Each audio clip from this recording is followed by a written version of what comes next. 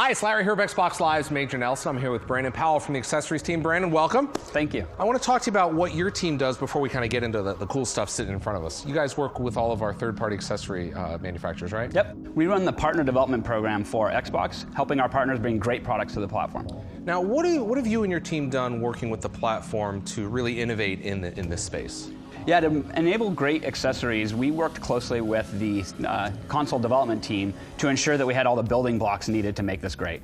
First it's the first real innovation in force feedback. We're really excited about that. Really, force feedback's been done, for over 15 years in pretty much the same way across the industry. What we've been able to do is work to build an entirely new way. Previously, you used to have some canned forces that a developer could push down to the device to try to simulate the feeling that they wanted.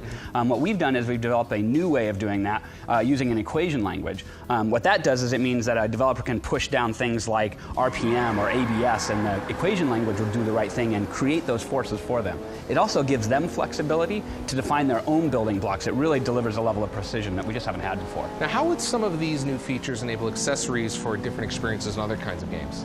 It used to be that hardware had to fit into predefined categories, so you had things like controllers and racing wheels and so on.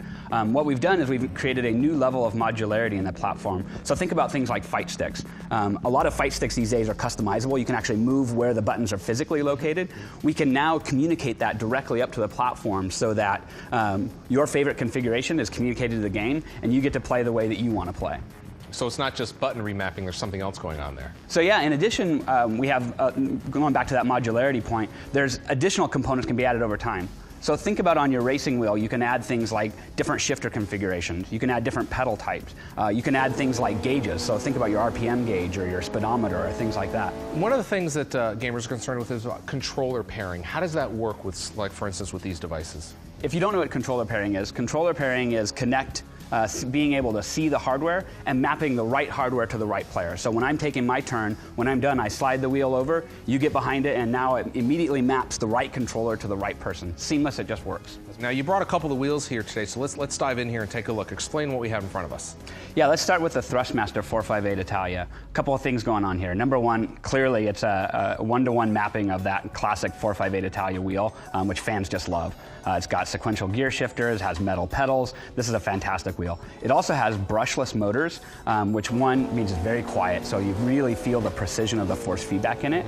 And two, it consumes a lot less power, so the power supply is actually embedded inside, so you have a very small cable. All right, and over here, Brandon, we have the Mad Catz wheel. Yeah, when you look at the Mad Catz wheel, a couple things you can see right away. Number one, the very small size, you can start to get a sense of that modularity that we talked about. This wheel you can buy in a bunch of different configurations, so you get the configuration that's right for you, and you can add on over time. The wheel is swappable, so when you want to do F1 racing or GT racing, whatever your favorite racing style is, you're going to be able to buy wheels that map to that just style slide right in here. Plug right Instead in. of a whole new unit, you just buy the wheel itself. So you make that initial investment and then just add the pieces you want over time. And when you look at the pedal set, it actually looks like a cockpit. It has a level of adjustability that we haven't seen in pedals before. You can actually adjust the width between the pedals, you can adjust the pedal throw, you can change out springs for the amount of dampening that it gives, for the actual resistance. It feels fantastic. We're really excited. Now, these are some serious kit, but I've seen a lot of questions about Xbox 360 wheels and Xbox One. These are just for Xbox One. That's correct. What's the story with Xbox 360 wheels working with Xbox One? Yeah, we started at the top talking about the level of innovation that we've done in this platform, and with that level of innovation means some things aren't going to function going forward. When we think about things like the controller pairing and we think about the level of force feedback changes, unfortunately the Xbox 360 wheels are not compatible with Xbox One, but the level of definition and performance that you get out of the Xbox One wheels is amazing. Brandon, are there any other accessories that racing fans should know about? Beyond the racing wheels themselves, we also have the Polk N1 soundbar coming out this fall. It actually has a Forza racing mode specifically designed with the Forza audio engineering team to really put you at the center of the action and highlight where those sounds should be on racing experiences. So when you're playing Forza and other great racing games, you're really going to feel like you're in that car, in that race, having that experience. What are you and the team most proud of?